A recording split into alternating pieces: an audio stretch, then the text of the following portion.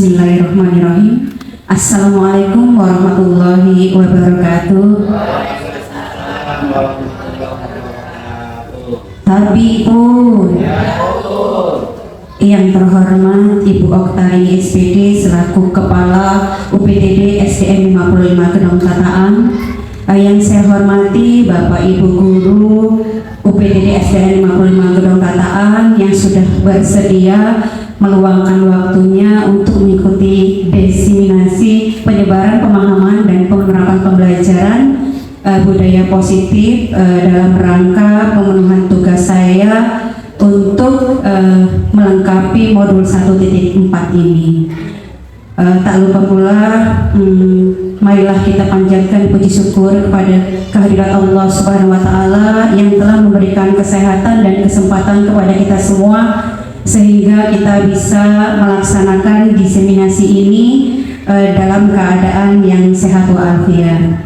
Tak lupa pula salawat serta salam semoga selalu tetap kita limpahkan dan kita sanjungkan kepada junjungan kita Nabi besar Muhammad SAW yang insya Allah kita semua khususnya yang berada di ruangan ini di yaumil kiamah nanti akan mendapatkan syafaat dari beliau. Amin ya rabbal alamin.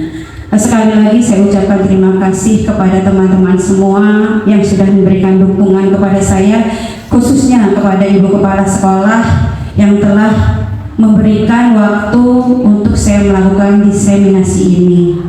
Nah, tujuan diseminasi kita pada pagi hari ini adalah peserta memahami dan menerapkan pembelajaran budaya positif baik di kelas maupun di sekolah ya Bapak Ibu.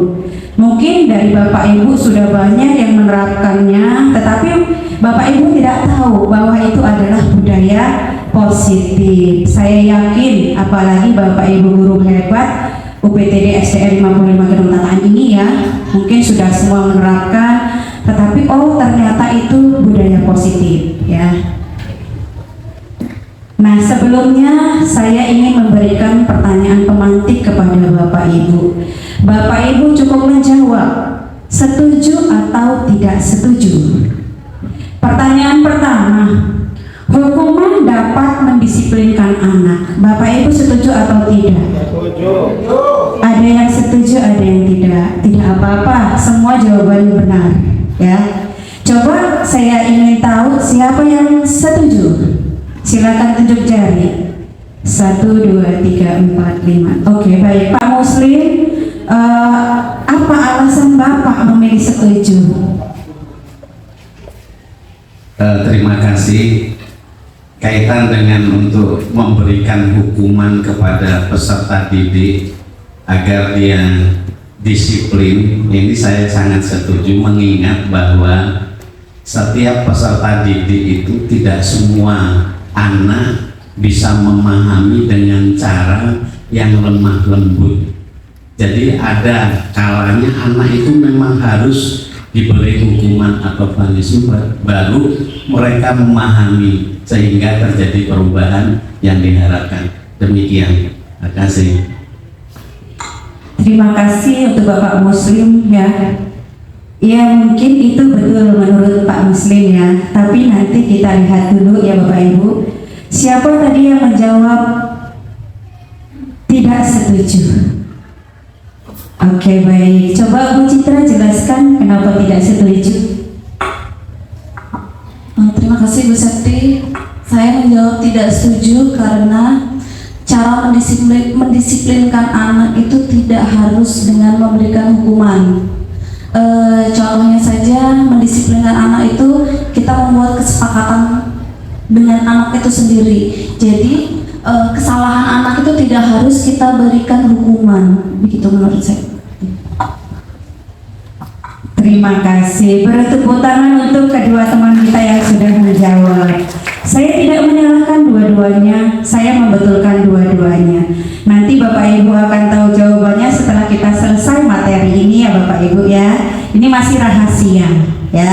Kita lanjut pertanyaan kedua. Pemberian hukuman dengan hal yang positif seperti membaca atau membersihkan halaman sekolah dapat meningkatkan disiplin anak. Setuju atau tidak Bapak Ibu? Setuju. Setuju sebagian. Coba yang setuju tunjuk tangan. Oke. Yang tidak setuju? Ada yang nggak tunjuk tangan loh. Berarti bingung masih ya. Boleh, nggak apa-apa. Betul semua. Nanti kita akan memahami setelah selesai materi ya Bapak Ibu ya. Yang ketiga, memberikan penghargaan dapat meningkatkan motivasi belajar anak. Setuju atau tidak setuju? Mungkin banyak yang setuju ya Bapak Ibu, tapi ada yang tidak setuju, saya yakin di sini ya. Oke. Kalau saya sih tidak setuju semuanya, tapi yang kita lihat nanti ya Bapak Ibu. Iya, kita lanjut ya Bapak Ibu. Materi kita hari ini ada banyak. Ada berapa Bapak Ibu? Ada 6. Semangat nggak ya sampai 2.6 ini? Mudah-mudahan tetap semangat ya Bapak Ibu ya. Yang pertama adalah disiplin positif dan nilai-nilai kebajikan universal. Yang kedua, teori motivasi, hukuman dan penghargaan serta restitusi. Yang ketiga, keyakinan kelas. Yang keempat, kebutuhan dasar manusia dan dunia berkualitas. Yang kelima, 5 posisi kontrol. Ini maksudnya posisi kontrol guru ya Bapak Ibu. Yang keenam, segitiga restitusi. Kayaknya lemes nih. Yuk kita ice breaking dulu. Oke, silakan Bapak Ibu berdiri. Semuanya cari pasangan loh ini. 10 bagi 2 kali 2.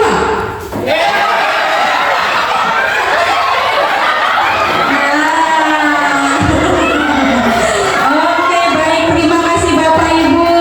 Silakan duduk kembali. Kita mulai pembelajaran 2.1 disiplin positif dan nilai-nilai kebajikan universal. Bapak Ibu semua, kita lihat di depan kita ada sebuah perubahan paradigma. Paradigma itu ada paradigma lama dan paradigma baru. Nah, kita harus pilih yang mana Bapak Ibu? Yang sesuai.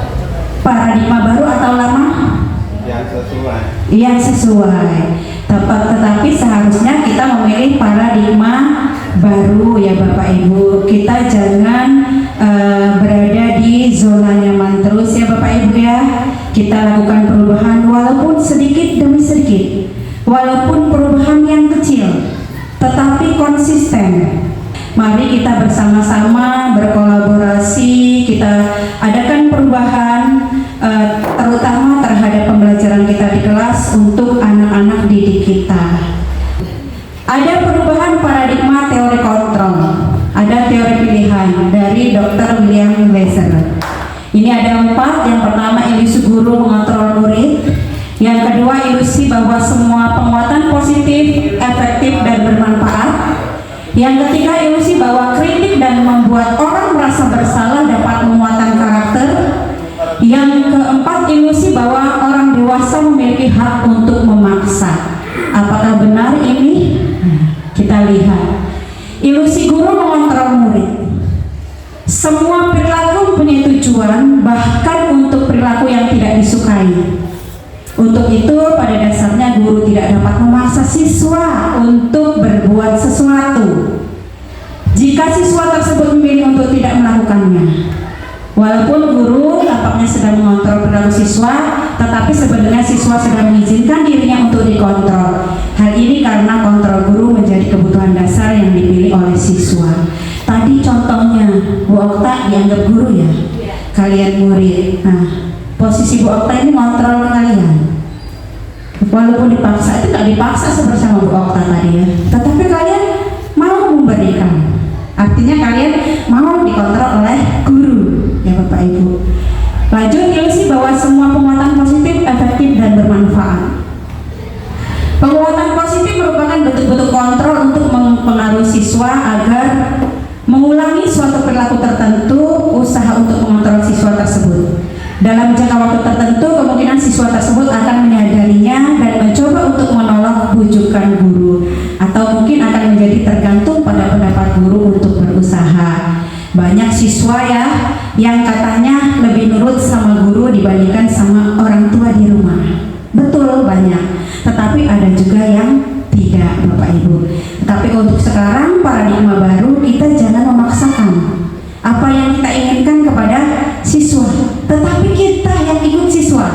Ya, mohon maaf mungkin ada kalimat-kalimat dari Ki Hajar Dewantara yang mengatakan bahwa kita harus menghamba pada murid. Itu kalau dengan agama mungkin agak bertentangan ya Bapak Ibu, tetapi memang itu kita itu harus menghamba kepada murid. Artinya bukan kita menyebar siswa, tetapi kita harus ikuti apa sih yang ada dari diri murid kita.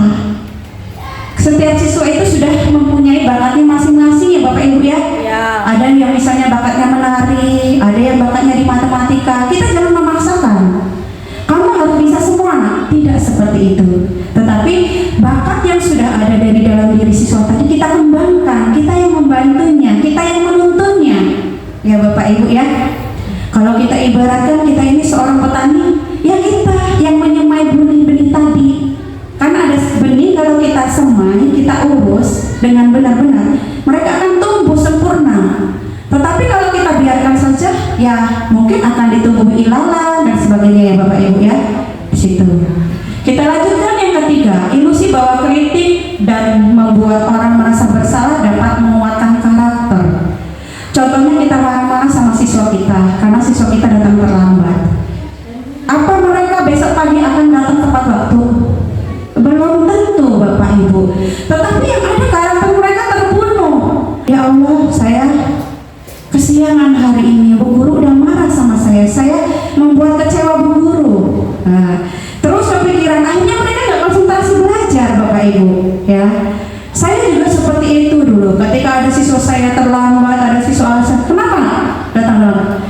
Saya kesiangan Bu. Tadi malam tidur jam berapa? Jam 11 Bu, ngapain main HP?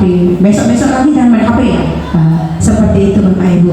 Tetapi setelah saya memahami, begitu anak terlambat, yang penting saya bersyukur dia mau berangkat sekolah.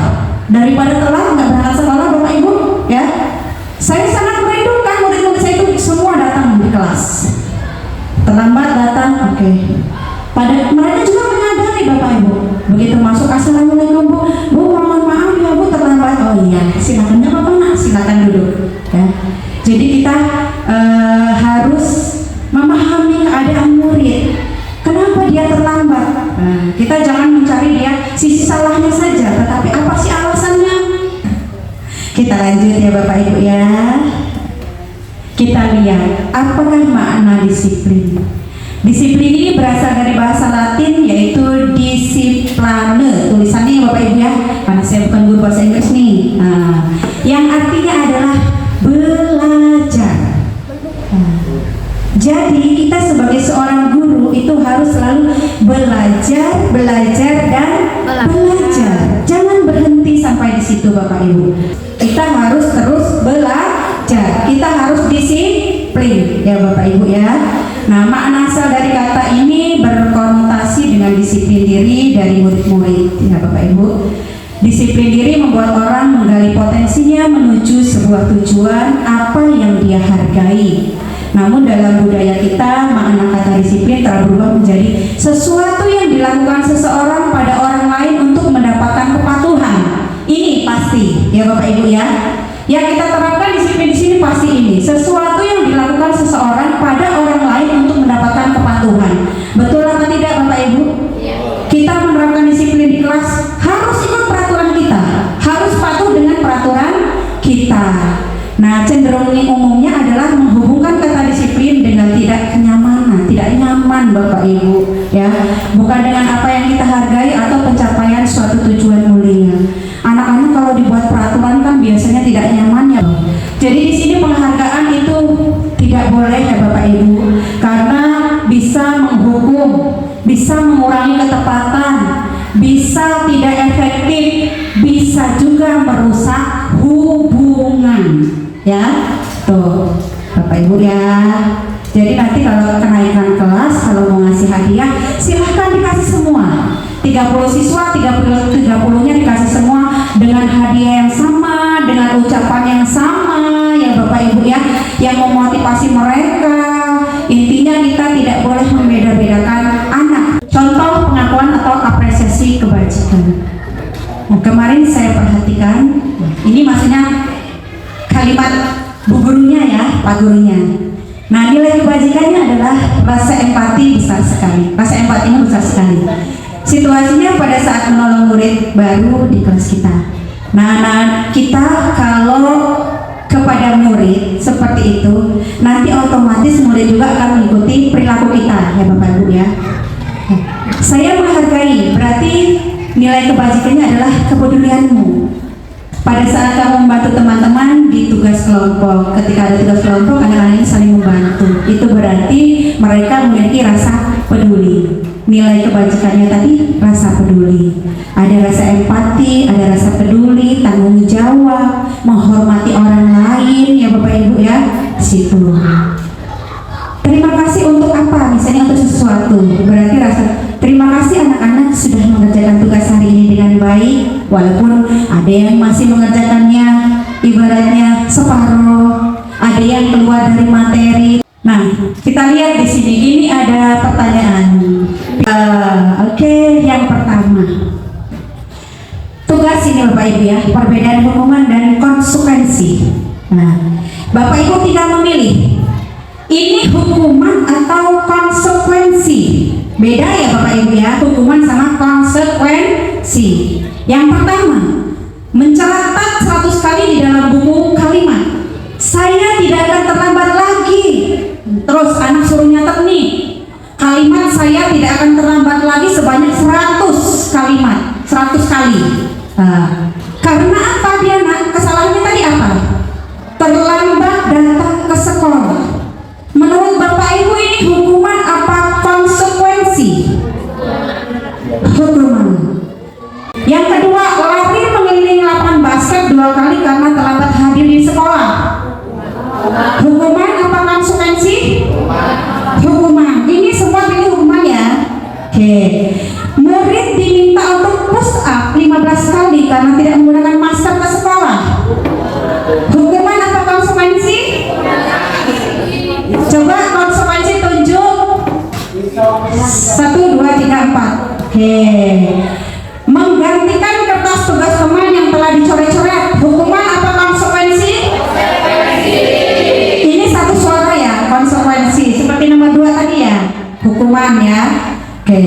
Membersihkan tumpahan air di meja tulis karena tersenggol pada saat belajar. Konsekuensi. Lanjut ya. Murid disuruh untuk mengenakan sepatu seharian di kelas karena tidak mengenakan sepatu hitam. Hukuman apa konsekuensi? Yang ada nggak yang konsekuensi? Nggak ada. Lanjut. Lari mengelilingi lapangan basket 2 kali karena terlambat 10 menit untuk pelajaran PJOK. Hukuman apa konsekuensi? Pak Muslim. Konsekuensi. Yang hukuman siapa? Tunjuk tangan Bapak Ibu. Oke, silakan dibuka kotak, kita lihat. Ya, ada yang salah, yang betul ya? Oke, mencatat 100 kali dalam buku kalimat saya tidak akan terlambat lagi, itu merupakan hukuman Bapak Ibu. Kenapa? Dia suruh nyatet kayak gitu, belum tentu besok nggak terlambat lagi. Apa ngaruhnya? Ya enggak? Malah nggak sekolah lagi ya Bapak Ibu ya. Iya, karena ketakutan lihat gurunya serem. Berarti hukuman. Jangan kita lakukan ya Bapak Ibu ya. Yang kedua, lari mengelilingi lapangan basket 2 kali karena terlambat hadir di sekolah. Itu juga hukuman. Apa hubungannya? Kan bukan pelajaran PJOK, ya kan? Murid diminta untuk push up 15 kali karena tidak menggunakan masker ke sekolah. Itu juga hukuman. Apa hubungannya? Kalau disuruh bawa masker lagi boleh, ya, konsekuensi namanya. Menggantikan kertas tugas teman yang telah dicoret-coret. Nah, itu konsekuensi. Kita melakukan kesalahan, kita harus bertanggung jawab, ya Bapak Ibu. Membersihkan tumpahan air di meja tulis karena tersenggol pada saat belajar. Itu juga konsekuensi. Masa mau dibiarkan aja basah? Yang membersihkan, kan kita bisa belajar kembali ya Bapak Ibu ya. Lanjut, murid disuruh untuk mengenakan sepatu seharian di sekolah karena tidak mengenakan sepatu hitam. Ini juga hukuman. Masa iya kasihan suruh pakai sepatu terus harian ya. Ketika di kelas ya kita lepas ya Bapak Ibu ya. Lari mengelilingi lapangan basket 2 kali karena terlambat 10 menit untuk pelajaran PJOK. Ini konsekuensi karena berhubungan dengan pelajarannya ya Bapak Ibu Nih perbedaan hukuman dan konsekuensi ya Bapak Ibu ya. Kalau hukuman sesuatu yang menyakitkan hati harus terjadi. Anak itu akan ingat terus Bapak Ibu kalau kita hukum ya. Pasti dia akan ingat. Sekarang saya mau bercerita sedikit tentang hukuman ini ya Bapak Ibu. Dari SD, SMP saya merasa saya tidak pernah dihukum. Ketika di SMA saya pernah dihukum Bapak Ibu. Sampai sekarang saya masih ingat terus, masih membekas di hati saya Bapak Ibu ya. Tapi saya masih membekas sampai sekarang Bapak Ibu kalau ingat. Ya Allah, kok guru ini tega banget ya. Bukan hanya menyakiti hati saya, tetapi fisik saya. Seperti itu ya Bapak Ibu ya. Jadi ingat, sesuatu yang menyakitkan harus terjadi, itu hukuman. Kalau konsekuensinya sesuatu yang harus terjadi saja, tetapi tidak menyakitkan. Contohnya tadi kita coret-coret kertas teman, kita harus ganti kertas tersebut. Kita menumpahkan air, kita harus membersihkan. Anak-anak buang sampah di kelas, ayo, gimana? Apa yang mau kamu lakukan nak? Dengan perbuatan kamu. Oh ya sudah, saya bersihkan Bu sampahnya. Oh ya sudah, silakan dibersihkan ya. Selain itu, hukuman membuat anak sakit fisik maupun hati, seperti yang saya alami tadi ya Bapak Ibu ya. Tuh. Sedangkan konsekuensi, anak akan menghargai disiplin. Itu perbedaannya. Hukuman, anak membenci kedisiplinan.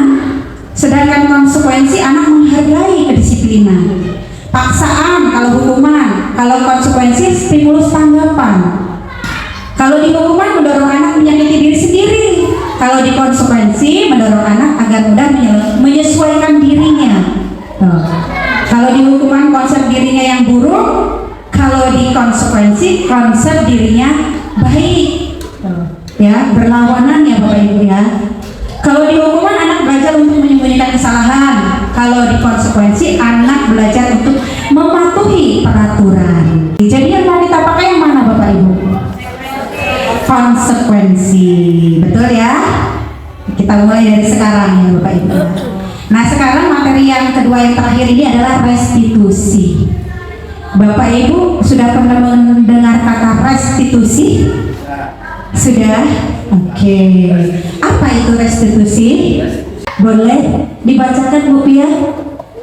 Restitusi adalah proses menciptakan kondisi bagi murid untuk perbaiki kesalahan mereka sehingga mereka bisa kembali pada kelompok mereka dengan karakter yang lebih kuat. Terima kasih ya Bapak Ibu ya. Dilihat itu kita baca bersama-sama bahwa restitusi adalah proses menciptakan kondisi bagi murid untuk memperbaiki kesalahan mereka. Memperbaiki ya Bapak Ibu ya. Kalau dengan hukuman apa bisa memperbaiki?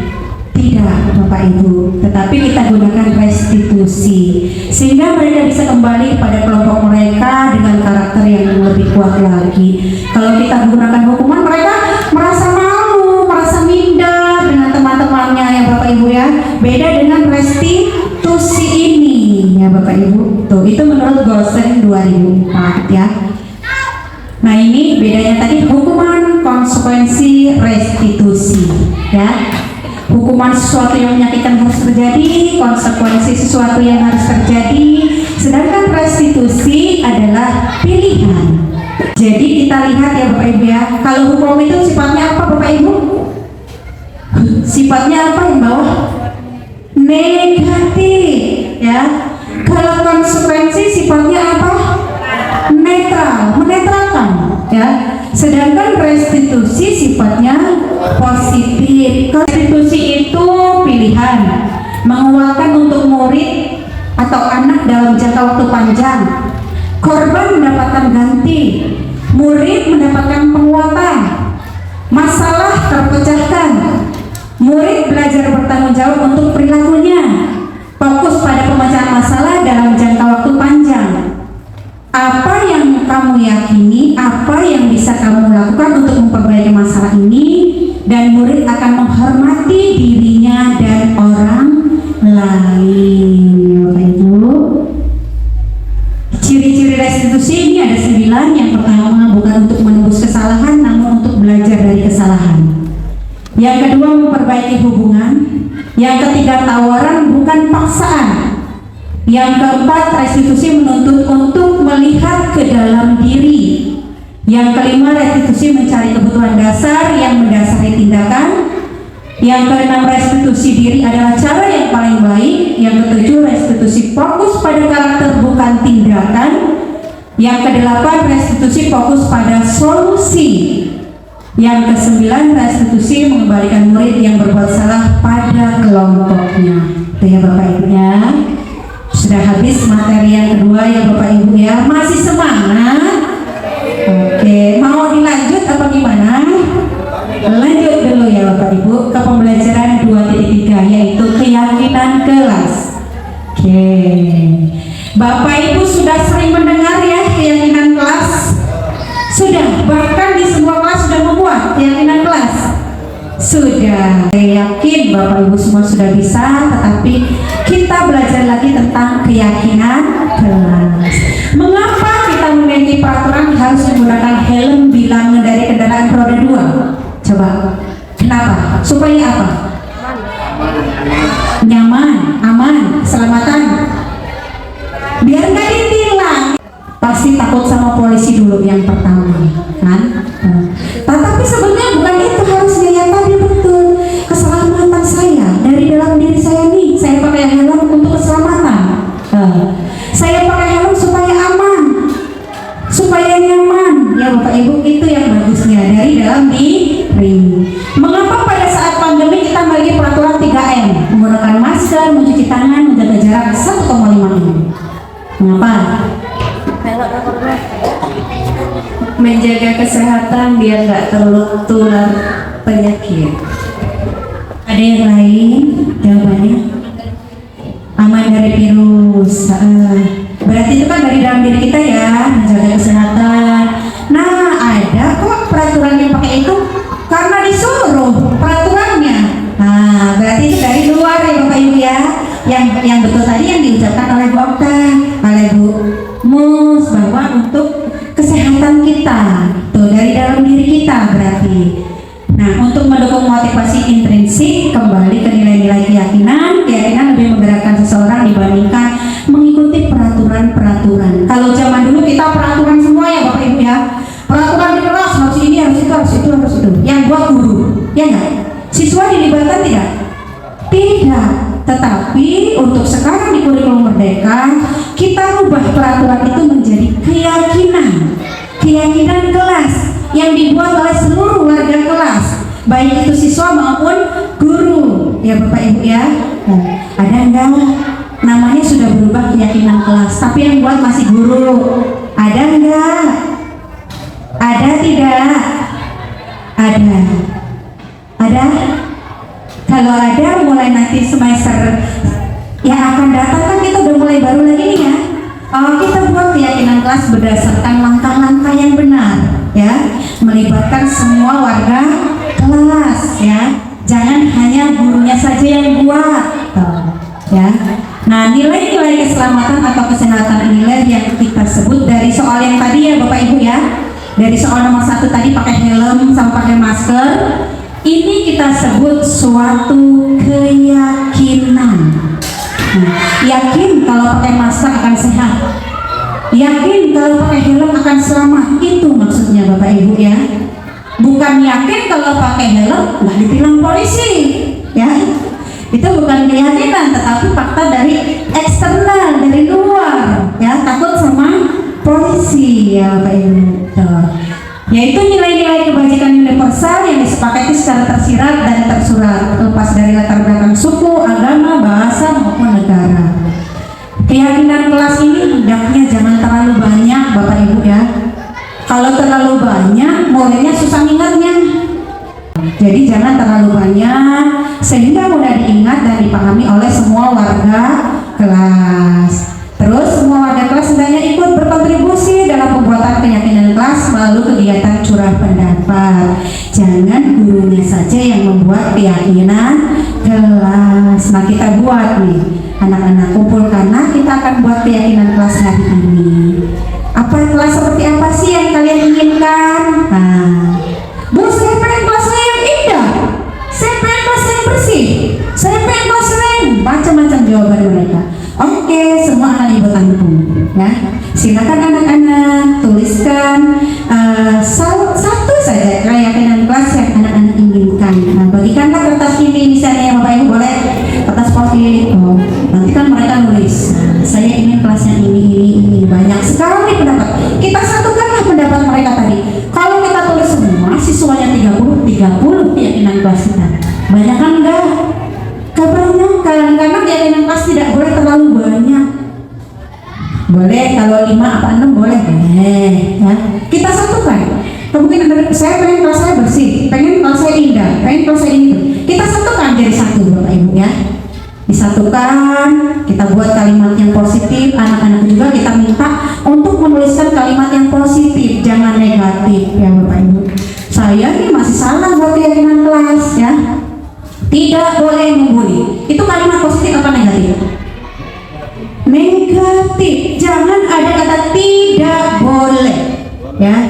Bukan boleh, kita ubah kalimatnya. Misalnya kalau membuli itu kan saling ejek, harusnya kita saling menyayangi. Nah, saling menyayangi itu loh Pak ya.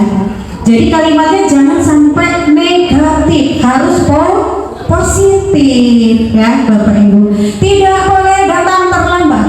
Betul apa salah? Salah, itu kalimat yang negatif. Tapi datanglah tepat waktu. Nah, seperti itu ya Bapak Ibu. Ini ya Bapak Ibu ya.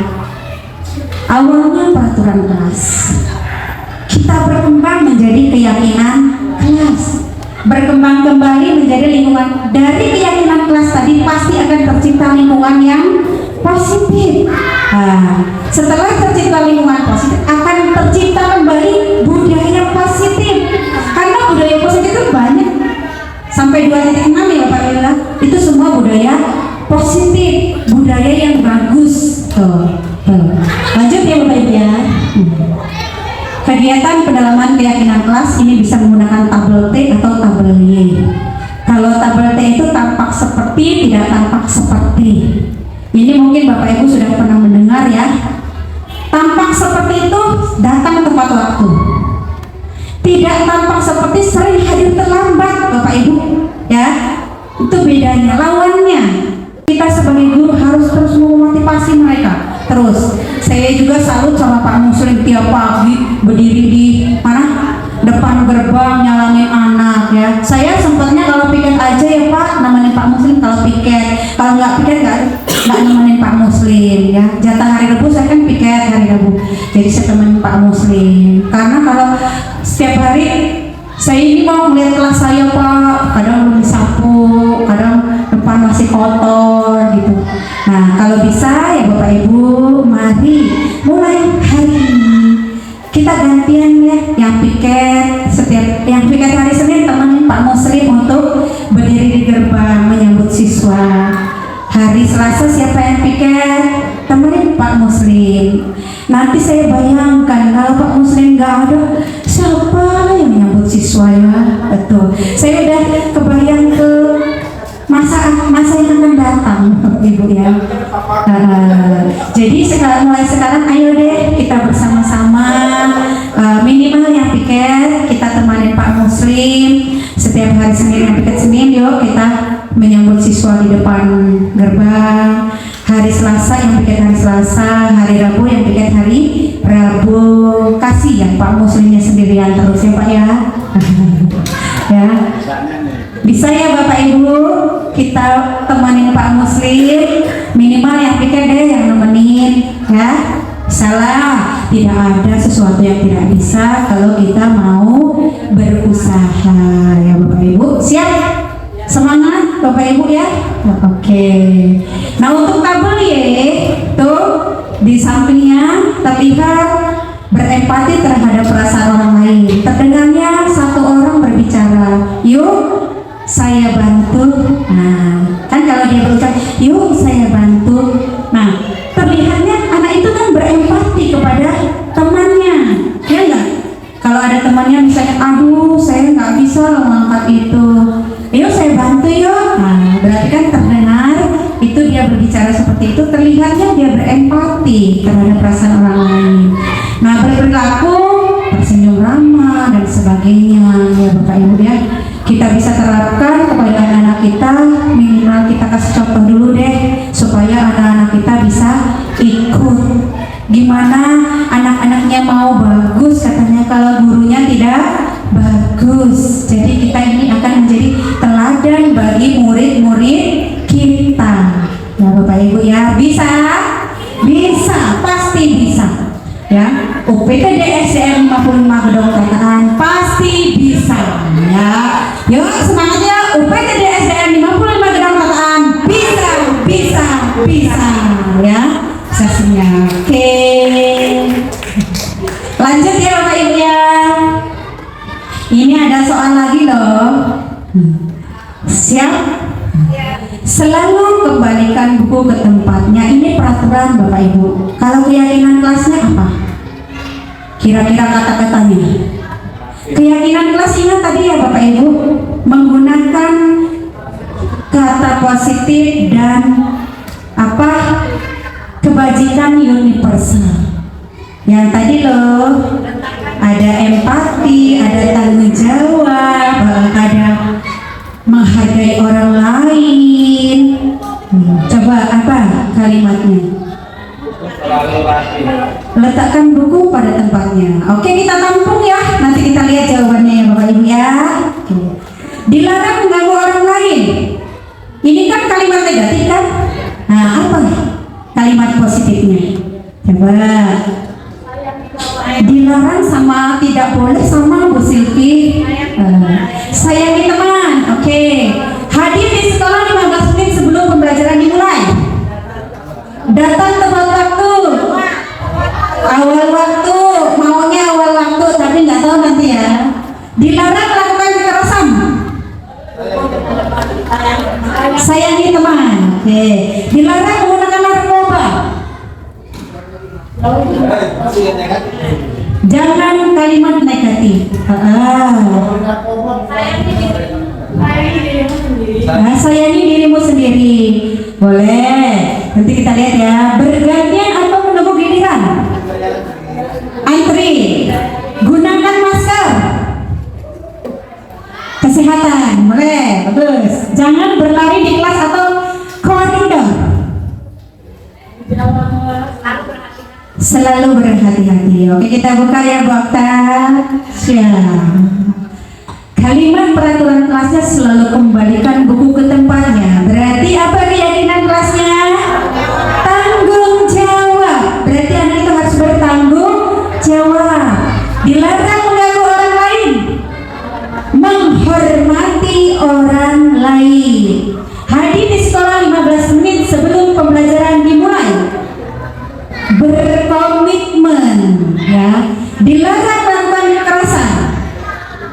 Keselamatan atau menghormati orang lain. Dilarang menggunakan narkoba. Kesehatan, bergantian atau menunggu giliran. Menghormati orang lain atau bersabar. Gunakan masker untuk kesehatan dan keselamatan. Jangan berlari di kelas atau koridor. Keselamatan dan keamanan. Nah, nanti Bapak Ibu bisa gunakan kalimat-kalimat ini untuk membuat keyakinan kelas. Ya Bapak Ibu, nggak usah panjang-panjang ya. Ini banyak. Nanti saya share lah kalimat-kalimat kebajikan universal ya Bapak Ibu ya, seperti disiplin, tanggung jawab, menghormati orang lain, kesehatan dan lain-lain ya. Kita lanjut, ini contoh keyakinan kelas untuk kelas 1. Ini contoh keyakinan kelas kelas 5 nih. Ingat, jangan gunakan kalimat negatif. Gunakanlah kalimat yang positif. Saya masih salah tuh Bapak Ibu. Tidak membuli, ya, tidak saling membuli. Salah itu saya ya, sama. Stop bullying sama. Saling menghargai, bisa tuh. Saling menghormati orang lain atau saling menghargai orang lain, bisa ya Bapak Ibu ya. Habis materi 2.3. 3 lagi Bapak Ibu, masih banyak, masih semangat, masih. Yuk kita penyegaran lagi, ice breaking lagi yuk. Tetap semangat, saya semangat, kamu semangat, kita semangat, semangat. silakan duduk kembali Bapak Ibu. Kita ini masih 3 materi ya. Ini baru separuh perjalanan. Kita lanjut ya, kebutuhan dasar manusia dan dunia berkualitas. Kira-kira ada berapa kebutuhan dasar manusia Bapak Ibu? Kebutuhan dasar manusia itu ada berapa? Ada 5 Bapak Ibu. Maksudnya ini kebutuhan dasar anak kita juga ya Bapak Ibu, anak murid kita di kelas. Itu harus dipenuhi kelima-limanya Bapak Ibu ya. Itu ada apa saja Bapak Ibu? Ya. Yang pastinya bertahan hidup. Yang kedua, kasih sayang dan rasa diterima. Yang ketiga, penguasaan. Yang keempat, kebebasan. Yang kelima, kesenangan. Anak-anak kita sangat membutuhkan 5 kebutuhan dasar ini Bapak Ibu di kelas. Nah, kita lihat ya. Yang pertama, bertahan hidup. Kebutuhan yang bersifat fisiologis untuk bertahan hidup, misalnya kesehatan, rumah, dan makanan. Kebutuhan biologisnya sebagai bagian dari proses reproduksi, termasuk kebutuhan untuk tetap bertahan hidup. Sekarang, kalau Bapak Ibu ngajar di kelas nih, ya, ada anak yang ngantuk. Contohnya anak saya di belakang ngantuk tuh ya. Aku Bapak Ibu mau marah. Bapak Ibu bagaimana? Mau marah apa gimana? Dideketin. Dia udah tidur lelap nih, tidur lelap. Dibiarkan saja. Terus, cuma kita biarkan saja.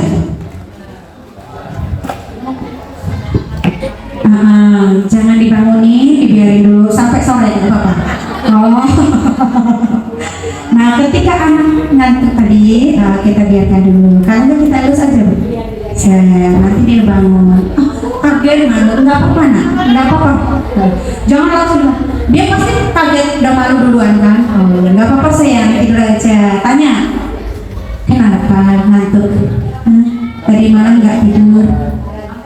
Nonton drakor. Oh, apa drakor itu nak?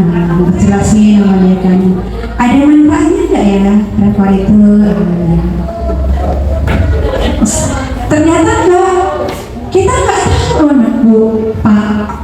Kebutuhan dasar anak ini apa kok dia sampai tertidur di kelas yang tidak terpenuhi? Mungkin dia lapar Bapak Ibu ya. Lapar di rumahnya nggak makan. Sampai ke sekolah ngantuk tidur. Lapar juga ngantuk Bu, kenyang juga ngantuk. Kita nggak tahu di rumahnya orang tuanya tidak bisa memberikan dia makan mungkin ya, karena memang orang tuanya nggak ada pekerjaan mungkin. Sampai ke sekolah dia tertidur. Kita tanya, kenapa kamu nak tidur? Saya lapar Bu, saya nggak makan. Nah, berarti salah satu kebutuhan dasar dia tidak terpenuhi, makanya dia bisa tidur. Nah, kita sebagai guru harus empati, harus tersentuh.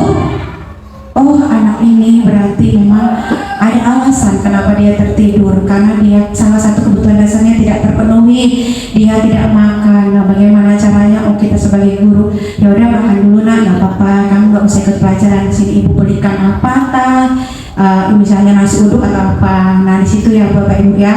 Jadi 5 kebutuhan dasar manusia ini nggak bisa ditinggalkan, harus terpenuhi. Salah satunya adalah bertahan hidup dengan makan. Kenapa siswa kita tertidur di kelas? Kenapa siswa kita lari sana lari sini cari perhatian? Karena dia butuh kasih sayang ya Bapak Ibu ya. Tuh. Jadi ini yang kedua misalnya kasih sayang. Kebutuhan ini meliputi keinginan untuk tetap berhubungan dengan orang lain seperti teman, keluarga, pasangan hidup, teman kerja, binatang piaraan, dan kelompok di mana kita tergabung. Anak-anak yang kurang kasih sayang di rumah ya, biasanya mereka akan mencari kasih sayang di sekolahan. Bagaimana cara mereka mencari kasih sayang di sekolahan? Iya, sayang di sekolah.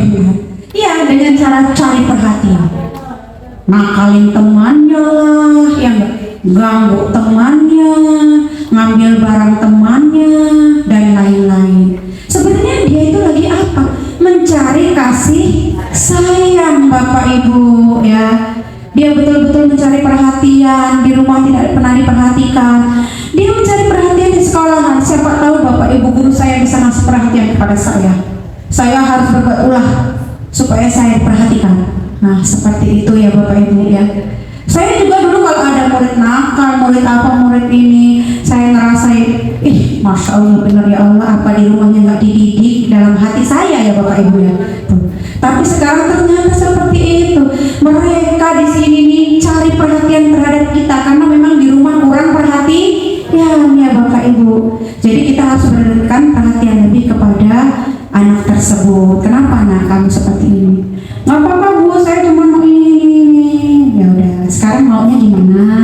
Coba supaya ibu bisa membantu kamu. Oh ini Bu, dia pasti ngasih alasan, ngasih ini Bu. Ya sudah, ya udah. Sekarang ibu bantu kamu, kamu juga bantu ibu ya. Ini akhirnya permasalahan tadi ada solusinya, ada jalan keluarnya ya Bapak Ibu ya.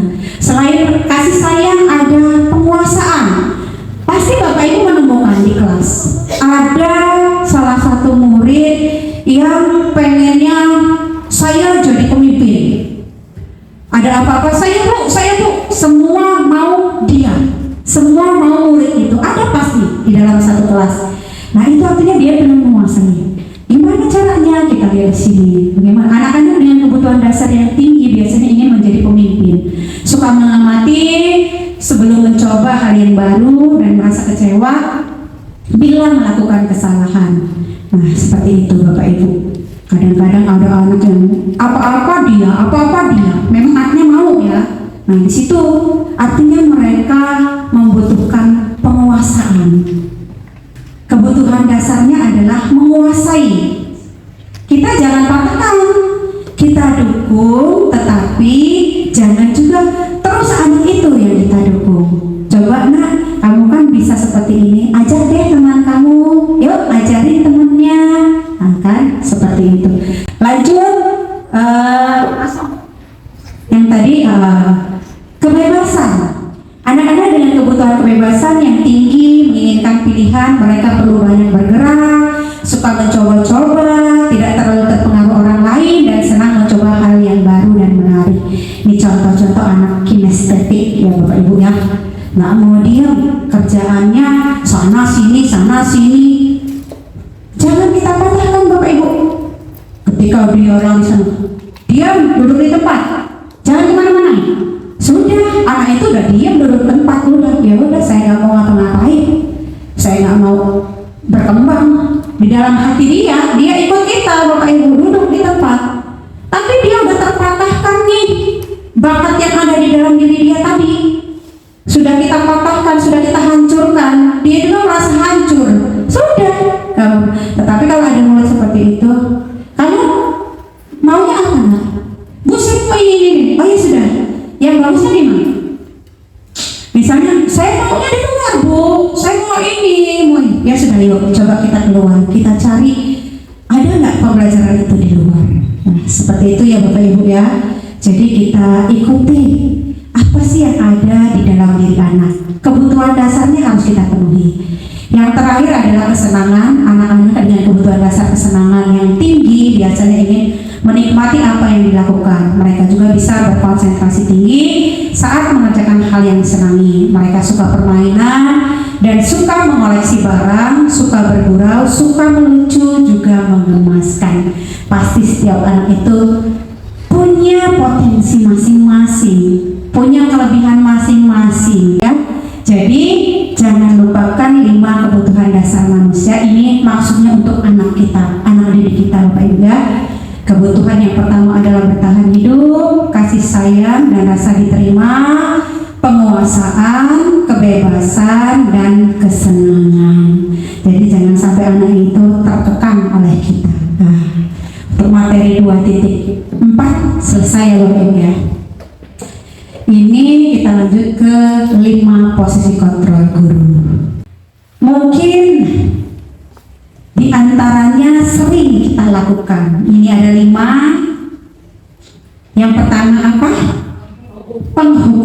Yang kedua, pembuat rasa bersalah. Yang ketiga, teman. Yang keempat, pemantau. Yang kelima, manajer. Apakah semua 5 posisi kontrol guru ini harus kita gunakan? Tidak. Bisa, ada yang jawab ya? 5 posisi kontrol guru ini posisi kita loh Bapak Ibu guru, ya, dalam membimbing mendidik murid kita. Penghukum, dicermati ya, nanti ada soal lagi loh, ya. Guru berkata, kalau kamu tidak melakukannya, awas ya, rasakan. Ini contoh posisi kontrol sebagai penghukum. Bisa kita lakukan ke anak Bapak Ibu? Boleh kita lakukan ke anak Bapak Ibu? Boleh apa tidak? Apalagi di kurikulum merdeka, tinggalkanlah posisi kontrol sebagai penghukum. Ini sudah tidak pantas kita lakukan, ya Bapak Ibu ya. Kalau kamu tidak melakukannya, awas ya, rasakan. Itu kan kalimat itu tidak bagus diucapkan. Jadi posisi kontrol sebagai penghukum ini kalau bisa kita hindari sebisa mungkin ya Bapak Ibu ya. Sekarang pembuat rasa bersalah. Sebenarnya pembuat rasa bersalah yang membuat apa masalah tadi itu dia merasa sangat bersalah Bapak Ibu ya. Contohnya kalimat guru berkata, kamu seharusnya, kamu sudah tahu ibu lelah sekali. Nah, mengatakannya, ibu stres loh nak kalau kamu berbuat seperti itu terus. Nah, jadi si anak ini kan, ya Allah, gara-gara saya ibu guru saya stres. Gara-gara saya ibu saya lelah, ibu guru saya lelah. Iya, pernah tidak Bapak Ibu mengucapkan seperti itu? Sering, saya sering dulu. Ya Allah nak, tolong sih nak, ibu ini udah capek loh dari tadi, ya Pak? Ada yang tidak pernah? Kadang sampai sekarang masih keceplosan Bapak Ibu. Tolong sih nak, jangan ribut nak, ibu ini udah capek, suara ibu udah habis. Anak-anak gak mendengarkan loh, nanti ditanya ke apa lagi. Pernah? Pernah. Anak itu pasti diam. Ya Allah, gara-gara saya ibu itu capek, gara-gara saya ibu itu lelah. Seperti itu. Tapi anak gak bakal berubah Bapak Ibu. Berubah gak? Tidak, sama dengan penghukum tadi. Kalau kamu tidak melakukannya, awas ya, rasakan nanti. Ibu itu galak banget, tapi besok tetap dilakukan ya Bapak Ibu. Nah sekarang posisi kontrol sebagai teman. Kita lihat, guru berkata, ayolah lakukan demi ibu loh nak. Masa kamu tidak mau? Ingat tidak, ibu pernah membantu kamu. Nah enggak? Seperti itu, misalnya minta tolong apa gitu sama anak-anak. Ini bisa kita lakukan tidak kepada anak? Bisa. Bisa kita lakukan sebagai teman Bapak Ibu ya. Jadi kita minta tolong sama anak, ayo dong ayo dong cantik, bantu ibu sih ambilin buku di kantor, ambilin absen di kantor atau bagaimana. Seperti itu bisa kita lakukan kepada anak. Posisi kontrol kita sebagai teman. Kita lanjut sekarang posisi kontrol sebagai pemantau.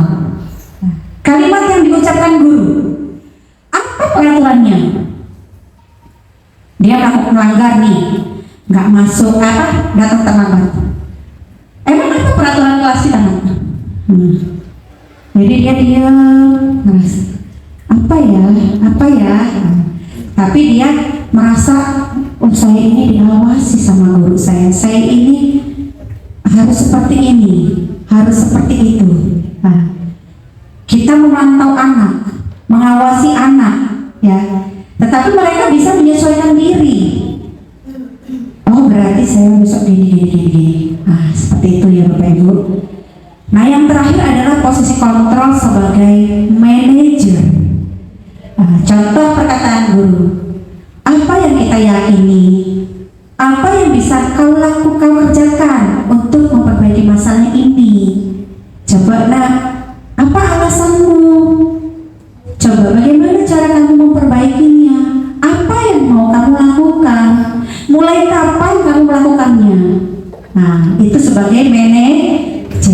ya Bapak. Jadi dari 5 posisi kontrol guru ini kira-kira mana yang akan Ibu terapkan? Bapak Ibu terapkan? Manajer. Setuju Bapak Ibu? Sebagai manajer, yang utama yang akan kita terapkan dari 5 posisi kontrol adalah sebagai manajer. Bisa kita tambah sedikit-sedikit sebagai teman atau pemantau. Yang jangan itu adalah sebagai penghukum dan pembuat rasa bersalah. Kasihan ya Bapak Ibu, akan terus tertanam di diri anak itu kalau kita terapkan sebagai penghukum dan pembuat merasa bersalah. Jadi yang paling tepat posisi kontrol yang kita terapkan adalah sebagai manajer.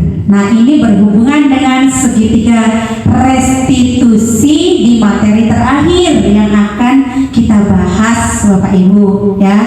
Dari kelima posisi kontrol guru ini yang paling kita terapkan adalah posisi manajer ya.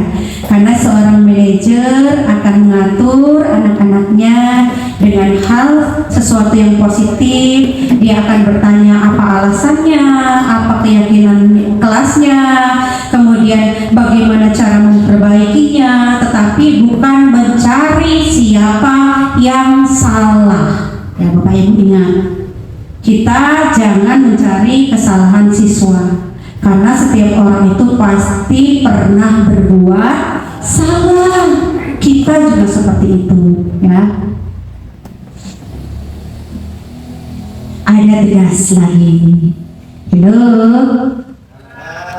Hai. Halo. Masih konsen ya? Dari tadi Bapak Ibu ada 5 posisi kontrol guru yang saya jelaskan. Ada tadi penghukum, pembuat merasa bersalah, teman, pemantau, manajer. Kalimat pertama, saya kecewa sekali dengan kamu. Ini sebagai apa? Saya kecewa sekali dengan kamu. Pembuat merasa bersalah. Oke, kita tunggu ya. Sekarang yang kedua, kamu tidak pernah benar melakukannya. Penghukum apa? Pembuat merasa bersalah. Merasa bersalah. Ayolah lakukan demi ibu atau bapak. Sebagai teman. Oke. Apakah kamu mau mendapatkan stiker bintang hari ini? Teman. Bagaimana kamu bisa menyelesaikan masalah ini? Manajer. Kamu selalu yang paling terakhir.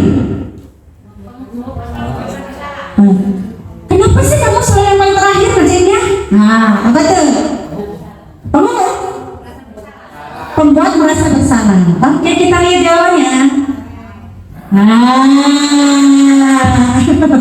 Kita lihat ya Bapak Ibu. Saya kecewa sekali dengan kamu. Anak itu merasa, ya Allah, Bu Guru itu kecewa dengan saya tidak bisa membahagiakan Bu Guru. Jadi anak itu merasa bersalah, ya enggak? Kamu tidak pernah benar melakukannya.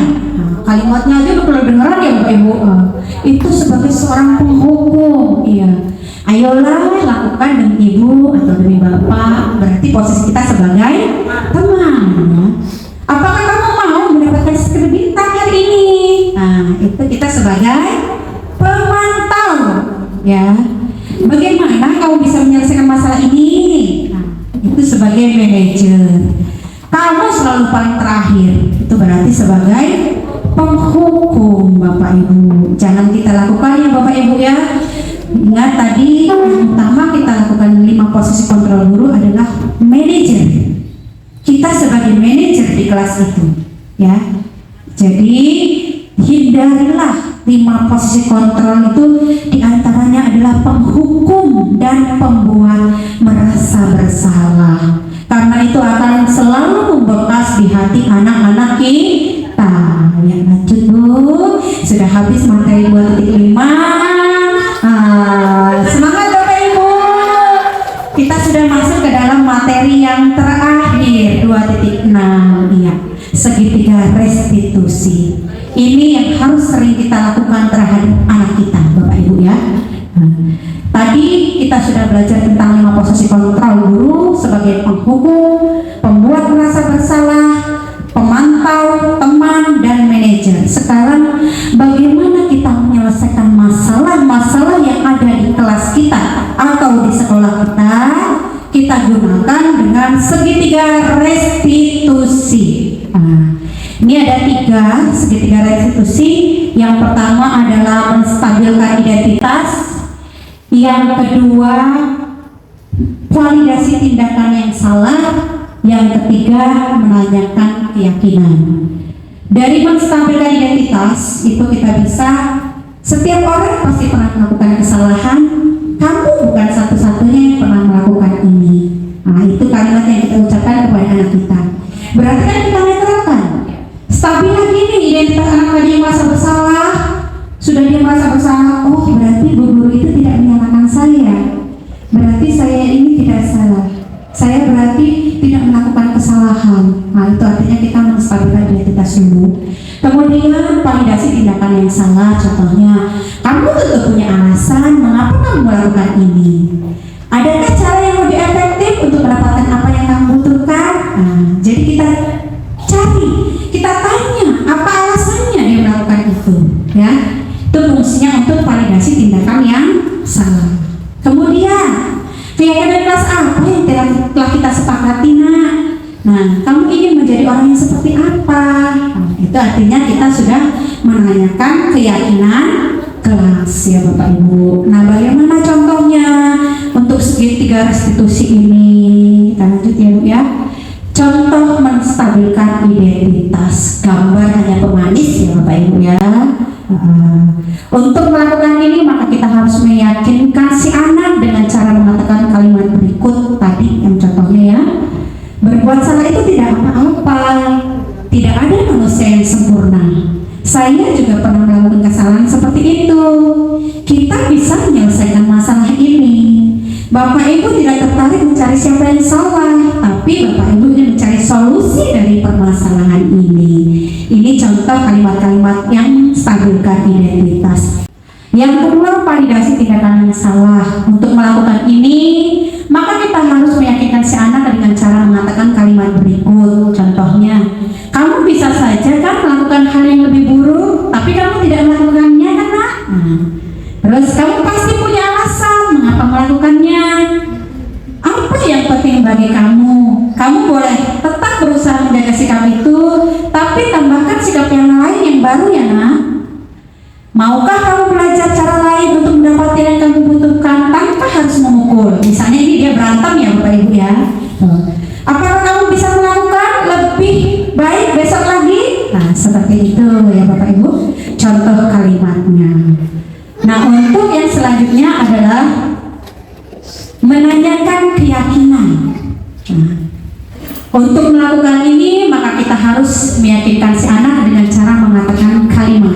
Bisa kita ucapkan menanyakan keyakinan dengan apa nilai yang kita percaya di kelas atau sekolah atau nilai keyakinan kelas kita, nilai-nilai universal apa yang telah kita sepakati di kelas dengan keyakinan kelas ya Bapak Ibu. Kelas yang ideal itu yang seperti apa? Kamu ingin jadi anak seperti apa? Apa yang kamu rasakan ketika kamu melakukan itu? Kamu menjadi orang yang seperti apa? Itu contohnya. Ini saya buatkan satu contoh video restitusi. Ini adalah contoh video restitusi, segitiga restitusi dari murid saya yang punya kasus mencontek ya Bapak Ibu ya.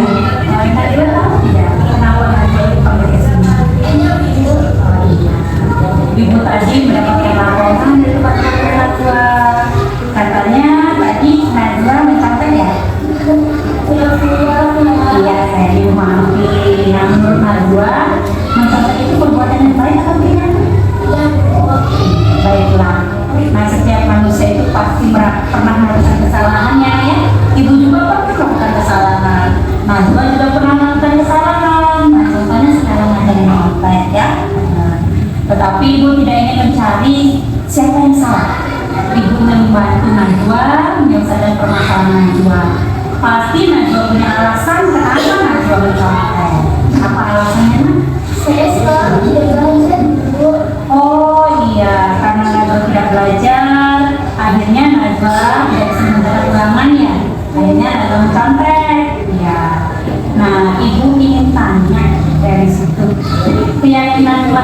apa yang kita terapkan coba dari perbuatan Najwa tadi? Oh, Najwa tahu ya, Najwa sebelum berangkat adalah jujur ya. Berarti Najwa menggunakan keyakinan pasien di tadi ya.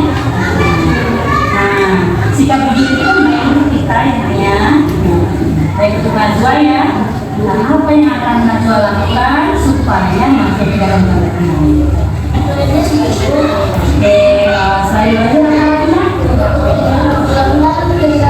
Selain itu iya. Selain itu kita juga berdoa ya kepada Allah supaya kita diberi kemudahan ya dalam mengerjakan ibadah. Nah, terus kalau begitu ya. Nah, kapan Najwa akan mulai melakukannya? Oh, mulai dari sekarang. Baiklah, mulai hari ini Najwa akan melakukan hal-hal yang Najwa katakan tadi ya. Baik, oke. Terima kasih ya sudah mengakui kesalahan, sudah juga mau memperbaikinya ya. Semangat ya, semangat memperbaiki ya. Iya, terima kasih Najwa. Mungkin materi kita hari ini sampai di sini, Bapak Ibu ya, tentang budaya positif. Dari pemaparan saya tadi dari pertama sampai dengan ke-6, mudah-mudahan apa yang saya sampaikan dapat bermanfaat bagi Bapak Ibu semua, dan mudah-mudahan saya juga bisa bermanfaat untuk saya ya Bapak Ibu ya khususnya. Dan dari penyampaian materi saya tadi, apakah ada Bapak Ibu yang ingin bertanya ataupun memberikan masukan? Saya persilahkan Bapak Ibu, monggo. Pak Dwi mau bertanya, boleh? Boleh. Saya mau minta refleksi sedikit dari Bapak Ibu. Minta refleksi dari penyampaian materi saya hari ini. Bagaimana menurut pendapat Bapak Ibu penyampaian materi saya hari ini? Apakah bermanfaat ataukah tidak? Apakah setelah saya mendapatkan materi saya akan melakukan sesuatu atau bagaimana? Silakan Bapak Ibu yang belum ngomong tadi siapa ya? Bu Mus kayaknya. Bu Mus dulu Bu. Coba Bu testing apa? Oh baru buat. Siapa yang udah punya? Refleksi. Setelah belajar hari ini, saya ngantuk. Saya senang. Apakah perlu saya memberikan pokok refleksi itu seperti kepada anak-anak saya? Milih emot? Boleh. Terima kasih Bu Septi. Alhamdulillah setelah mengikuti materi dari Bu Septi, saya banyak mendapatkan ilmu baru, kalimat baru, kalimat positif baru untuk saya memperbaiki pembelajaran saya kelas 5B. Terima kasih. Terima kasih. Beri tepuk tangan untuk Bu Mus. Ya alhamdulillahirobbilalamin. Materi yang saya sampaikan hari ini semoga bermanfaat bukan hanya untuk Ibu Mus ya, tetapi untuk Bapak Ibu guru semua, Ibu kepala sekolah juga ya Bu ya. Gitu ya. Terima kasih juga ya Bu Mus ya sudah memberikan refleksi hari ini. Ya, mungkin itu saja ya Bapak Ibu ya. Mungkin cukup 2 saja refleksi untuk hari ini. Mudah-mudahan mewakili refleksi dari teman-teman guru yang lain ya Bapak Ibu ya. Mudah-mudahan apa yang saya sampaikan bermanfaat baik bagi Bapak Ibu khususnya untuk saya, dan apa yang saya sampaikan mungkin ada yang salah, saya mohon maaf. Kepada Allah saya mohon ampun ya Bapak Ibu ya. Mungkin untuk diseminasi kita hari ini kita cukupkan sampai di sini, dan saya akhiri billahi taufiq wal hidayah. Wassalamualaikum warahmatullahi wabarakatuh.